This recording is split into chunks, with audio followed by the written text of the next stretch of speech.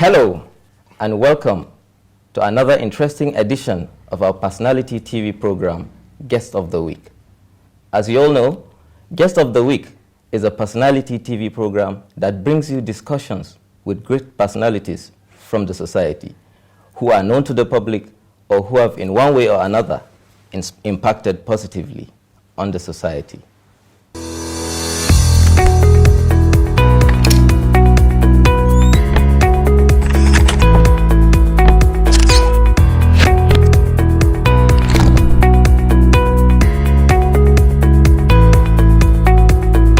Today on the program, we have a very special guest. He is a retired PAMSEC, an accountant, a humanitarian, and the founder and president of Al-Ansar Foundation. He is Dr. Mohammed Kyari, Dikwa, MNI. You are welcome, sir. Thank you so much. Thank you. Without wasting much time, we'd like to know more about you, sir. Thank you. My name is, as you rightly said, Dr. Mohammed Kyari Dikwa, MNI. Okay. I was born on the 3rd of January 1960 in Dikwa town, Dikwa local government area of Borno State of Nigeria. I did my primary education in Dikwa Central Primary School and my secondary education in Government Science Secondary School, Gashua. Okay. And from there I proceeded to Ramat Polytechnic, where I obtained a national diploma in accounting in 1985. I also proceeded to the University of Maiduguri and obtained Bachelor of Science degree in accountancy. Wow. And then in 1991. And then I had also gone through a Master of Business Administration Finance, 1996, and bachelor and as well degree in as doctorate degree in accounting and finance in year 2017. And professionally, I'm an accountant, a member of the National Institute of Chartered Accountants of Nigeria. That's Institute of Chartered Accountants of Nigeria, ICAN. Yeah. I'm also a member of ANAN, that's a certified national accountant. Oh. I'm also a member of Institute of Taxation of Nigeria, as well as, to crown it all, I'm also a member of the National Institute of Policy and Strategic Studies. That's cool. That's MNI. So in terms of my working career, I started in 1985 with the then Borno State Agricultural Development Program, a program which is largely sponsored by the World Bank and Borno State as an auditor. Then I rose to the rank of Chief Internal Auditor, and there I transferred my service to the Borno Civil Service, and that was in 1989. Oh. So the Borno Civil Service, I worked in different ministries, departments, and agencies, and I rose to the rank of State Accountant General. Oh. Precisely in May 1999. Oh. And served as the State Accountant General for about 4 years to say. And at the age the second year of my accountant generalship, I was also given Permanent Secretary of Finance, and I combined as State Accountant General, Permanent Secretary of Finance for 2 years before I transferred my service to the Federal Civil Service. In fact, that was the first time in the history of this country where an accountant general combining the force of permanent secretary. Yeah. But as a result of that, many other states followed the suit, and they also made their accountant generals who have, qualified and who have, exhibited reasonable degree of competence and commitment to the job to be permanent secretaries and as well as accountant generals and the state ministries of finances, like Lagos and Kano and some places like that. Okay. And then when I transferred my service to the federal service, precisely towards the end of 2003, there were little vacancies or small vacancies that exist at the federal service for our own career. And I was only opportune to start with assistant director, serve as an assistant director for 2 years, and then sat for examination as usual, and then become deputy director and serve as a deputy director for about 4 years. Then I became promoted to director and served as a director for about 8 years. Oh. And then in the last 1 year of my career, then I was promoted to the post of permanent secretary and posted to the Ministry of Finance as the pioneer permanent secretary special duties that are in charge of the revenue, expenditure, debt management, and reforms, public service financial reforms. So I precisely retired on the 3rd of January 2020. And thereafter, I moved to the philanthropic organizations, humanitarian services.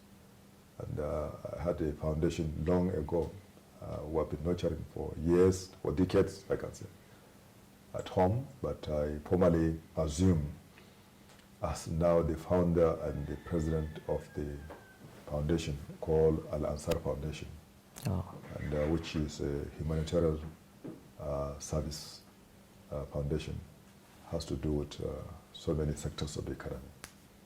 So that's a bit brief about me. Okay. Thank you so much. Thank you, sir. That's very interesting. But I would still like to take you back again, sir. As a young boy growing up, we would like to still hear more about the challenges you faced. In life, there has to be challenges, sir. So the challenges you faced as a young boy growing up, and also the achievements you made as a young boy growing up before all these successes in your career as a civil servant, sir. Okay, let me talk about the challenges. For example, as I earlier mentioned, I was born in a village called, or rather town called Dikwa. Okay. At that time, we have only one primary school in that town. That was around early 70s. Wow. And not everybody goes to school. Very few of us were opportune to the opportuned ones, yes. And normally we have been, in some time forced, sometime, being pleased by our parents to make sure that we go to school. Yes. So it was a challenging period for us at that time to go to school. But the good thing about me going to school was that I was, championing the classes. In fact, from the primary school up to the primary 7, which we did at that time, I was in the position of the first number 1, 2, 3.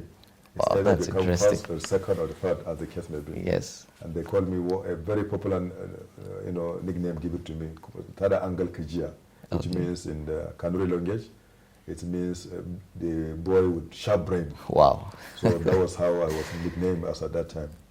And as usual, when we proceeded from this, primary school to the secondary school, we still face challenges of distances. We have no secondary schools around our villages.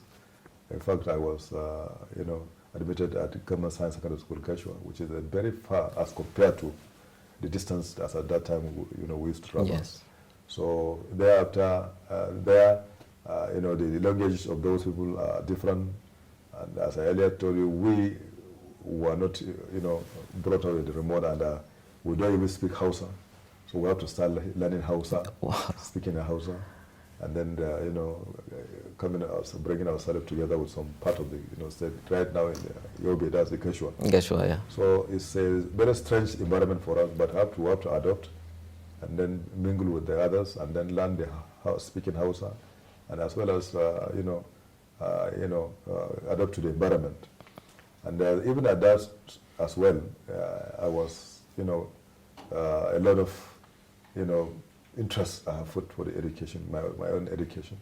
And I decided to, concentrate a lot And I was one of the best students that graduated in the secondary school as well.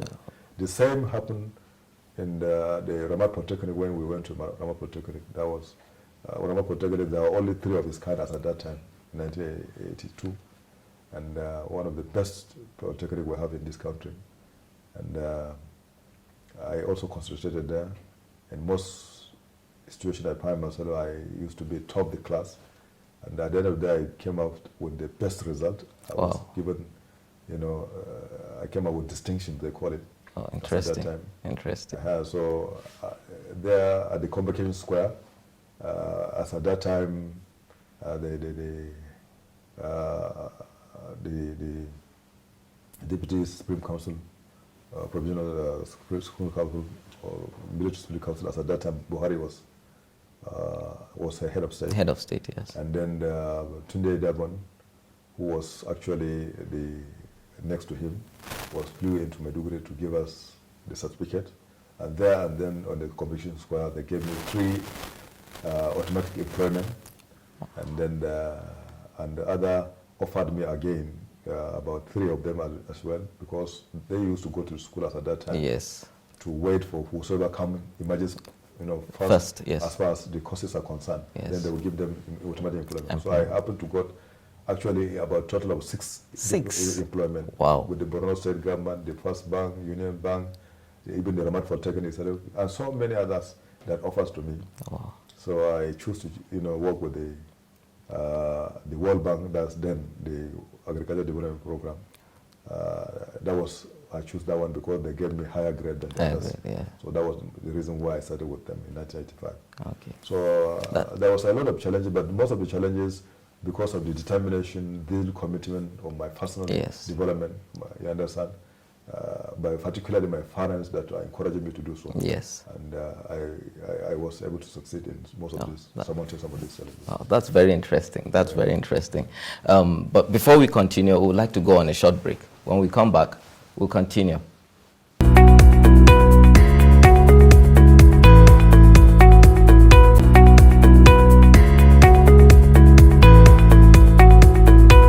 Welcome back. Before we went on the break, we have our guest here, Dr. Mohammed Kyari Dikwa, MNI. He was telling us about his challenges as a young boy growing up and the successes he recorded so far while he was growing up. And it's very interesting and very encouraging. He achieved a lot. He graduated the higher institution while 6 good appointments were waiting for him. How I wish we can still have that in this present day. Well, keep listening. The next question we have for you, sir. You talking about the ranks you rose through in the civil service. It's quite impressive. So what could be the secret behind all those successes you recorded so far while rising in those ranks, sir? You're right. I think that's a very good question.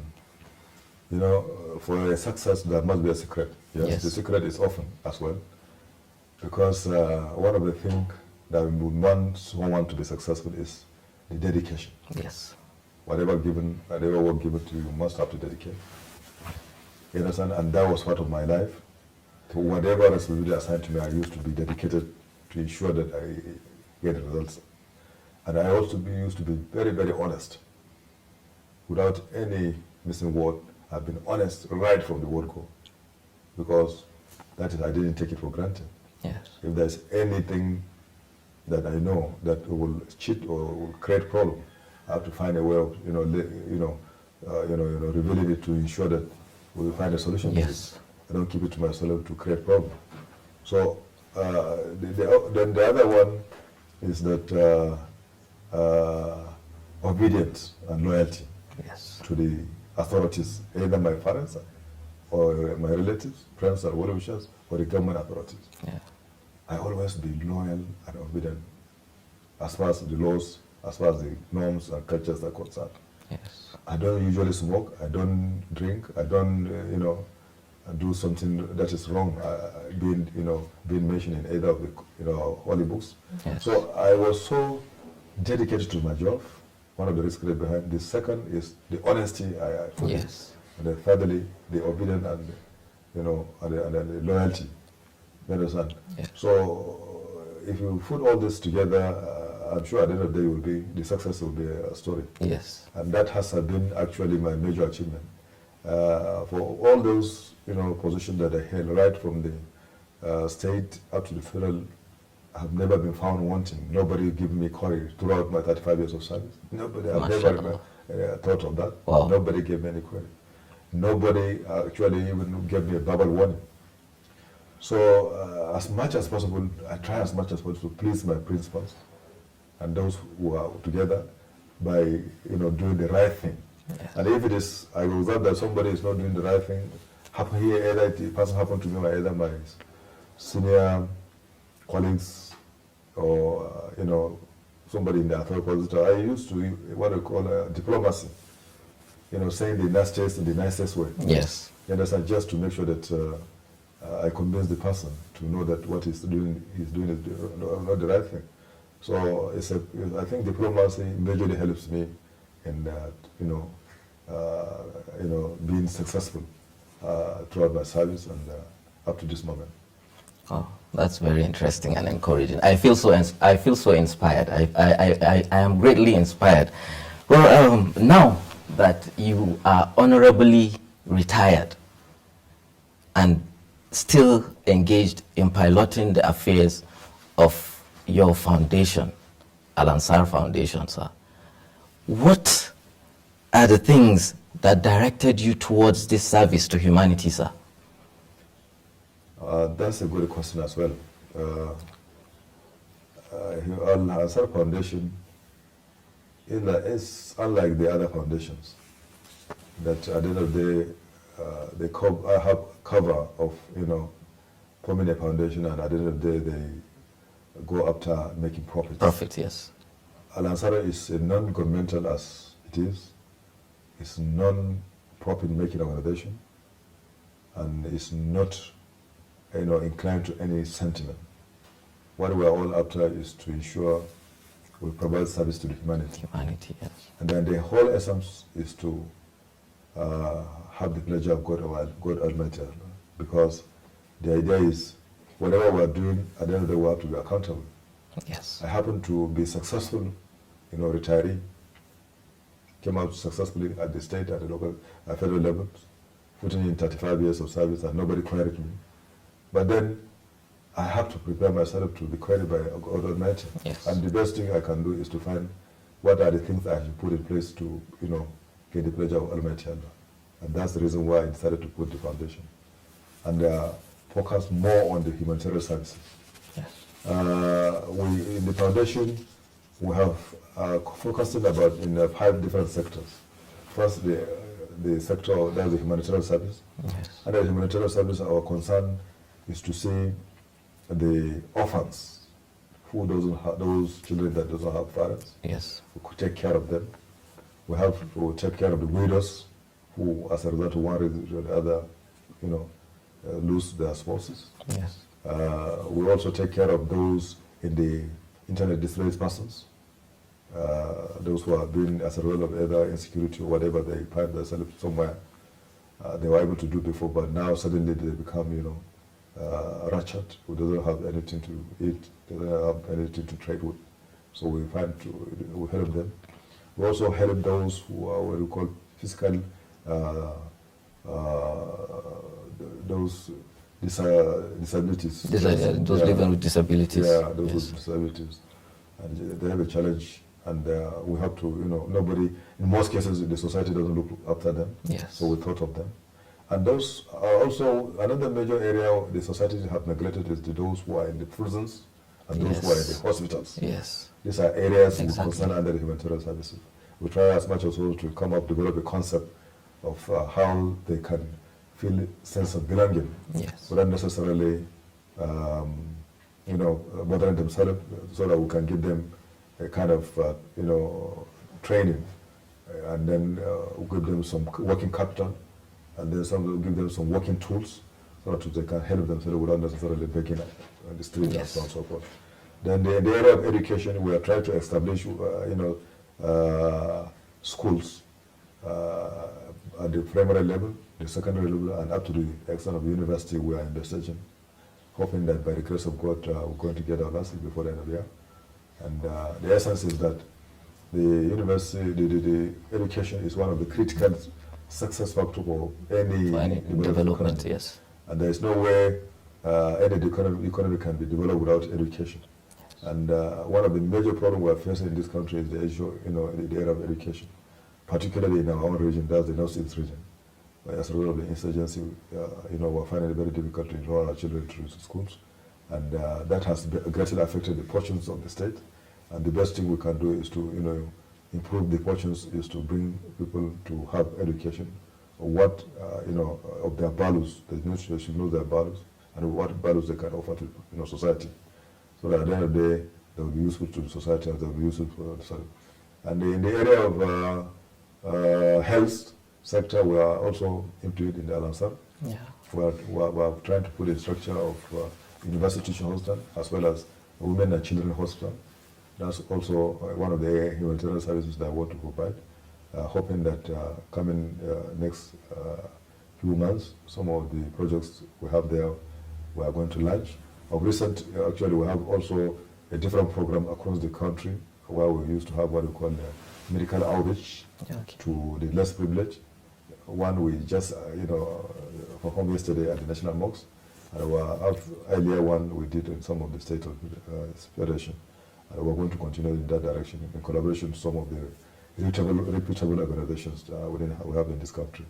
We have also in the area of security and information, the Al-Ansar TV, which is one of the outfits we want to ensure that we give priority, because Al-Ansar television is one of those that can cover the Western, at least up to the West Africa region. And most of this information that I want to disseminate, we use the medium so that people get the right information. And in terms of their livelihood, in terms of their occupations, in terms of their security, in terms of their social welfare, and many other things that we want to use their, Al-Ansar TV, as well as the Al-Ansar radio, so that youth can be empowered, women can be empowered, we create jobs, we also create wealth for the younger ones, so that at least the issue of insurgency, insecurity, poverty, all have, biases associated with the society will be addressed squarely. Yes. So I think generally we're on the coast, and by the grace of God, things will be better, much better as time goes on, inshallah. Yeah, mashallah. That's very interesting to see people really caring about humanity. It's really interesting. If we have such people around, I think humanity will be very, very better. You've answered, in this very question, you've answered almost everything I wanted to ask you, but I would like, shortly, just briefly, sir, I would like to hear some of your selected outreaches, sir, that you have carried out and the recorded successes, maybe among which, maybe the ones that you are really pleased with, that whenever you remember, you feel pleased. So under normal circumstances, it's our own policy as far as the organization is concerned, Al-Ansar is concerned, not to even making it public. Yes. It's some of the assistance we used to render to the society, because we are not interested in being pleased by human beings. We want a pleasure of Allah. And yes. That's why Allah subhanahu wa ta'ala said that if we really want my pleasure, as much as we will keep the good thing you used to do secret, yes, unless it has become absolutely necessary. All those that you have seen, it has become absolutely necessary. Yes. And we use that opportunity to actually, encourage the younger ones, and those individuals are wealthy individuals to also follow suit. Yes. Not that because we want to impress anybody. Yes. But the idea is that we have done so many things.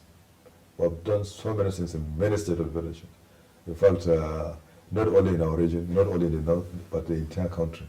Yeah. But as I earlier said, I may not let you know exactly what we did, but then for those who are very, keen in, following our, project. They know it. And most of the one that, carried out of recent, that I call it more public. Of recent we did, in the Nasarawa, okay, last year. We went there and then got those less privileged group. That has to do with widows, orphans, disabled persons, yes, IDPs, and many others. We give them their basic requirements in terms of their food, in terms of tools. Yes. And then we also have another conference which actually trying to sensitize the public to know the right and wrong things in collaboration with the Christian community and the Muslim community. And we have just held one in Gombe State. And then we did one in National Mosque here for the entire country to have peace. Wow. We prayed to Almighty Allah to bring peace to the country. And then we have done so many other things, humanitarian assistance to groups, individuals within and outside the northern region and the entire country as well. Oh, that's very interesting. That's very interesting.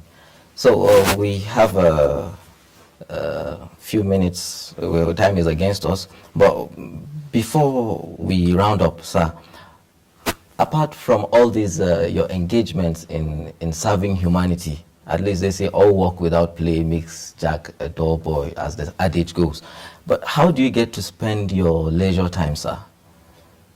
Yeah, that's often an issue for me, because to me the leisure time is serving humanity. And that has really occupied me. And secondly, I used to spend more time in the night, more especially in the evening, with my family. Okay. Because in the morning, as usual, everybody struggles to do one thing or the other. Yes. For me, as you know, I struggle to serve humanity. But when I relax in the evening, I just call my children, my family, and sit down with them, ask them questions, They give me gist of what they have been doing in the school, yes, and sometimes make calls to parents, well wishers, and to know what's actually happening from different, parts of the country, as where we can intervene, and what to do to improve the society for a betterment. And it's really something that really makes me happy is that when I have the opportunity, and I'm able to do it to make someone happy, yes, or a society happy, or that's really gives me a great joy. And really, I used to spend much time, engaging friends, colleagues, and well-wishers. Even though I retire back to my house to discuss issues with my family, but then I take time to get information and how to reach out. And that's really an outstanding, joy for me. And it's something I cherish all the time. Yeah. That's nice. So lastly, sir, we would like you to give, before we round up, what would be your message to the youth out there and viewers alike who would like to achieve their career goals and also retire honorably, just like you? Well, the advice I want to give, not to the entire humanity, I can even say, because there's a different start of it. As much as possible, one has to be dutiful. Yes. To his creator, yes. And secondly, you must be honest, hardworking, and dedicated to whatever course you are doing. And there should also always be hope, no matter the situation you find yourself. And every human being has to go through a kind of process of up and downs. When you find yourself in a situation where things are not good, better for you, you have to just, endure and be patient. Where a situation where you find yourself in the, happiness and joy, yes, you should be thanking your God, yes, and reflect and give others, those who doesn't have that opportunities. So the idea is to bring the humanity together by way of, reflecting where you went, where you are, what are your successes, what are your failures. While you have the successes, you will always be thanking God Almighty and those who have also helped you to be successful, and then do more of it. While there is a challenge, it's naturally In every success, there is a challenge. There has to be. You shouldn't be discouraged, and you should always have hope, and you shouldn't be sad, Yes. and you should always be happy. You used to forgive. You have to be forgiven, and you should be endure any circumstance you find yourself, and that will ginger you to become a very strong somebody that will be of importance to the society. Because there is no way you can go through without challenges in your life where you want to be. Every human being has gone through a challenge. And one way or it's another. part of the life. Yes. And you just have to take it that way and then do as much as possible to do the right thing, and then obey, and then follow the instruction of your Creator, so that not only in this world, but in the hereafter you will also be honored for what you have done. Yes. So that's it. That's very interesting. Great. Viewers, that's all we have. We can give you on this edition of the program, Guest of the Week. I feel so inspired, so greatly inspired. And I hope you are greatly inspired by the words of our father here, our guest, who has said so many things. And I hope you have picked one thing or another that you will inculcate in your life in order for you to achieve success. Stay with us same time next week for another interesting edition of the program, Guest of the Week. Thank you for honoring our invitation, sir. You so much. And I remain yours, Tahir Musa.